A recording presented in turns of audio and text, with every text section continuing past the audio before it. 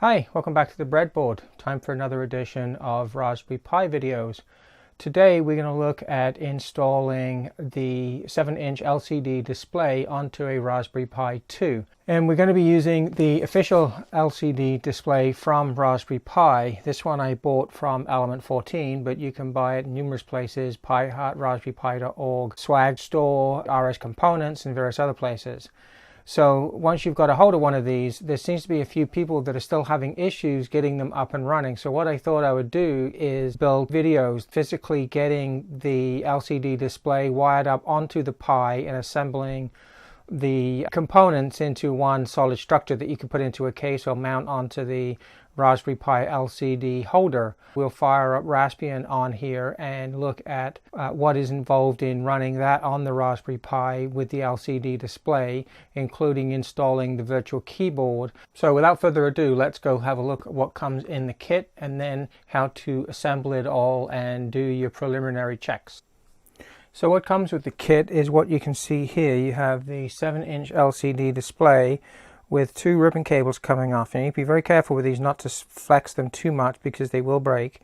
The smaller of the ribbon cable, which is the one on the top here, you can see has a small microcontroller on it. This is actually an 8051 based microcontroller that is in charge of scanning the multi-touch LCD display touch system and giving it out via I2C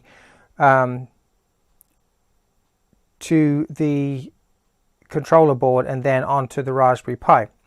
The second ribbon cable, of course, is the main bus for feeding the data up to the LCD display for driving it. The board we have here on this side is the controller card. It has an LVDS to LCD, converts it into a signaling format compatible with the LCD display. We have a connector here for power. If you want to use the wires that come with the kit here to connect the power, then you don't need to worry about this one. And then this connector here is for the touch cable, this one here, to plug into. There's also a connector on the bottom of this board for plugging in the LCD display ribbon cable. Now, this connector is for outputting power to the Raspberry Pi if you want to use a standard USB-B to micro USB adapter cable, the same as what would be coming into here and how you would normally feed the Pi. My preference is to use the jumper cables here to just jumper from these pins down to the Raspberry Pi. Alternatively, you can actually power the Raspberry Pi completely separately from this connector, so you could put 5 volts into here and 5 volts into the Pi, but then you would need 2 separate power supplies or 2 separate USB leads from your computer in order to do so. The other parts that come with the kit are 4 standoffs that allow you to secure the adapter board to the back of the panel, and also to then subsequently connect the Pi on top of this board so that it all acts as one stacked unit. And if you look on the back of this board, you'll see that there are already 4 holes here for mounting the controller card, and then the Raspberry Pi will also mount directly on top of that as well. They're all the same fitting. These outer 4 holes are for securing the display into some kind of panel or something like that. They're not for this controller, so you don't need to worry about those outer 4 holes.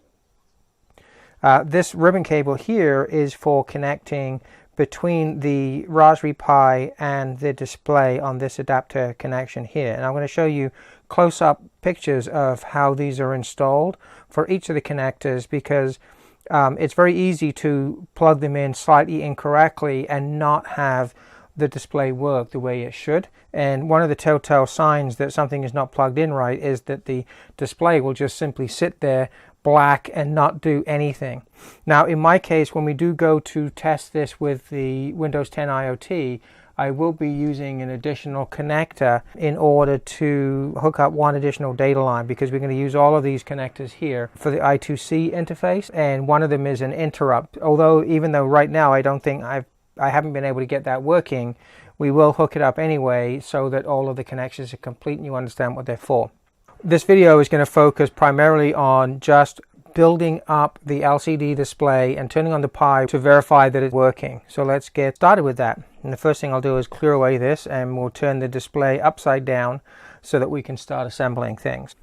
So if you simply lay the LCD display upside down with the ribbon cable coming out at the bottom towards you, the control board is going to be sitting on like this. So if you simply take it over like this, all right, so it sits like this. The ribbon cable is going to sit nicely on it, so just bring it over like this, sit it down, and then just adjust things so that the ribbon cable will just reach it quite nicely without any or too much stress. Now here's where one of the places where I'm going to zoom in and show you how this is going to connect. Hopefully I can keep it focused.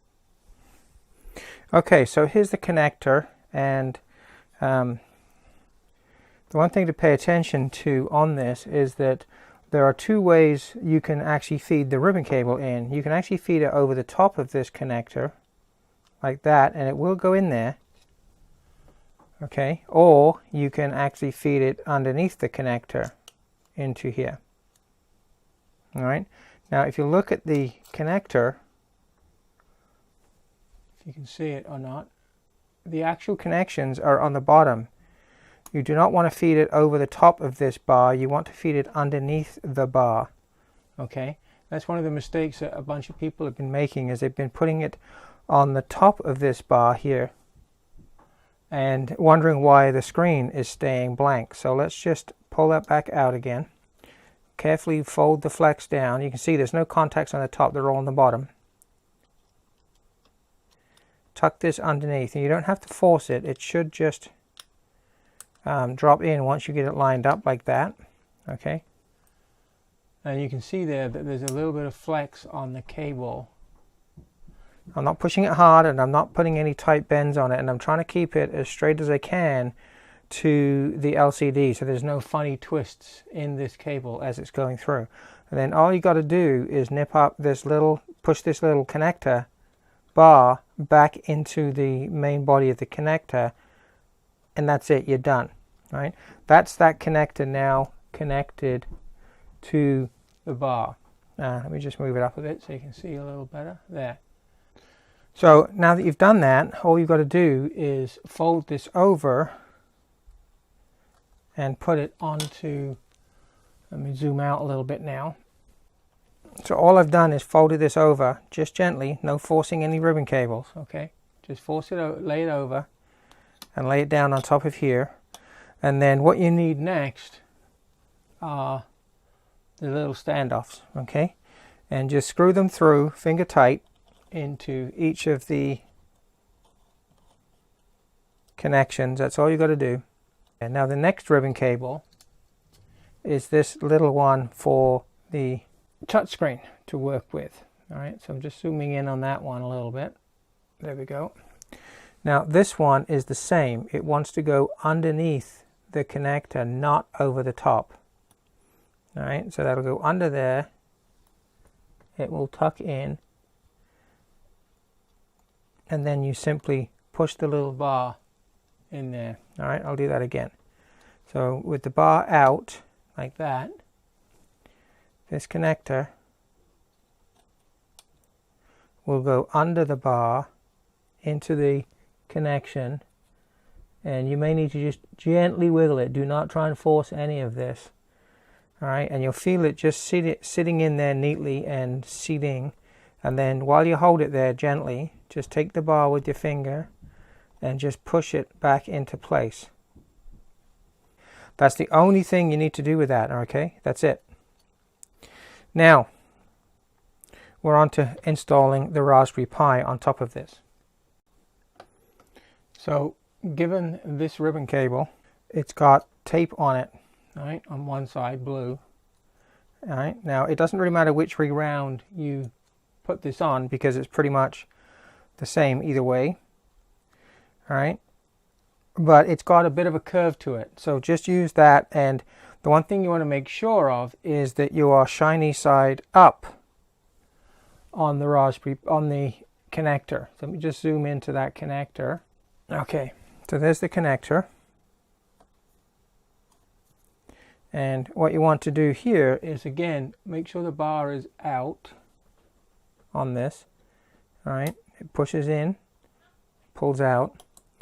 Now the difference this time is that you want to be over the bar, not under the bar. Okay, that's the difference on this connector. The previous ones, they were under the bars.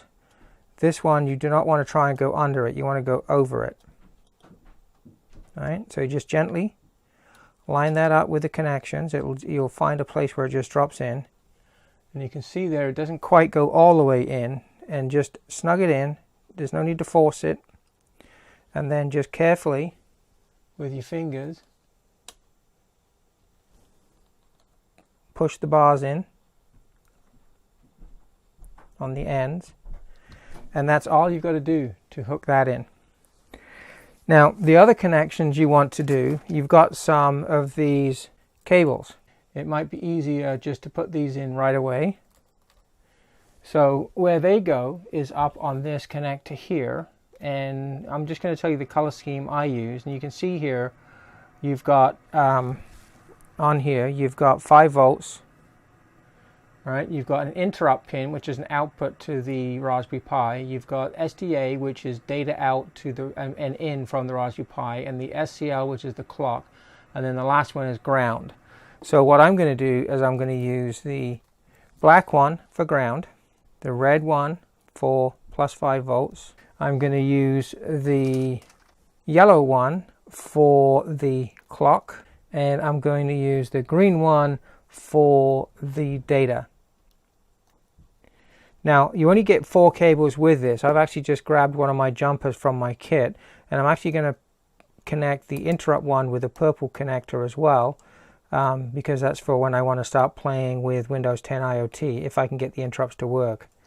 And that's it. Those are the connections you want to put in there. Sorry, I just realized you can't see it very well. There we go. So now you can see the colors and the way I've done that. So now the next thing is to put the Raspberry Pi on the top. Okay, now the Raspberry Pi sits on top that way around. And as you can see, this ribbon cable will just gently come around and tuck into there. So the first thing we want to do is just put it in place, and then we'll use the 4 screws that came with it, these ones, to screw the Raspberry Pi down. So let's just screw these in. Again, just nip them up gently. There's no need to do them too tight. Okay, now I'm going to zoom in again on the connector for the LCD for the Raspberry Pi. All right, as you can see here, you can quite clearly see that the connections are on this side of the connector, not this side. And when you bring your ribbon cable over, you can see that the connections are on the same side. So all it does is gently wrap over, make sure this bar is pulled up and is basically flopping loose, as you can see here. Flop the cable over, drop it in the slot. All right, you may have to hold it there just because of the springiness. So it will hold. All right, I'm going to turn this around so you can see a little better. Okay, all right, so I'm just going to bring this over, drop it into there. All right, now if you get it wrong, you'll see, you don't want it skewed like that. You want to make sure it's in nice and square to the bottom. And then all you got to do now is push these bars back down again to lock it in place. Right, I think I got that slightly skewy as I put it in, so just pull it up again, put it back down, and drop the bars in. There we go. All right, so now it's just got a nice neat little loop from the bottom to the top. All right, nice and neat. So that's all you got to do for that. Now the last thing to do here is these connectors on the back here.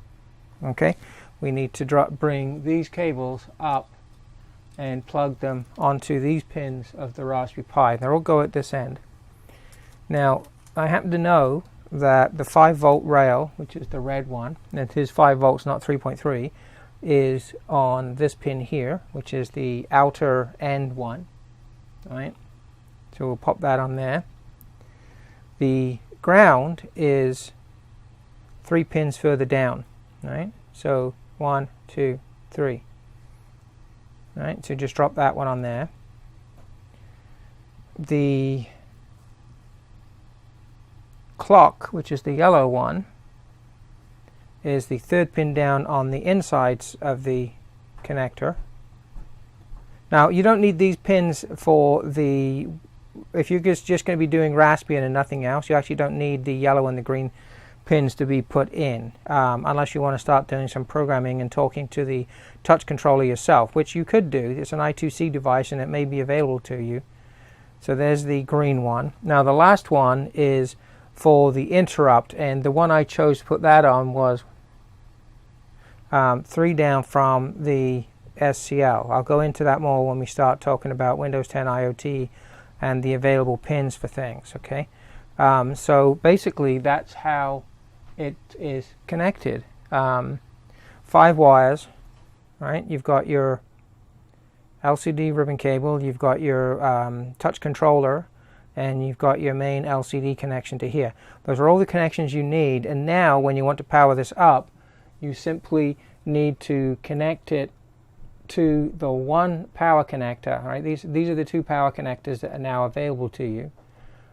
This is the one that you would have normally been using with the Raspberry Pi, and now we're just going to use this one, and it's going to feed the power up to the Raspberry Pi through those connections that we just put on. When it's using the LCD, it won't use the HDMI at the same time. It picks one or the other and it defaults to the LCD display. So that's everything that we need to do to build that. Now, how do we test it? And that little piece is going to be in the next video, because I want to be able to have a build video that does not distinguish between using Raspbian or any other operating system with the LCD, including Windows 10 or something else that might be available for the Pi. So I'm going to call it quits here. I hope you like this video, and if you do, give it a thumbs up. If not, well then don't. But I hope you found it informative, and I hope I gave you close enough shots that you can actually see very accurately how to assemble the LCD display so that you don't have any troubles when you try and do your own. Anyway, on to the next video. It's already recorded, and I'm just going to edit it and post it right up behind this one.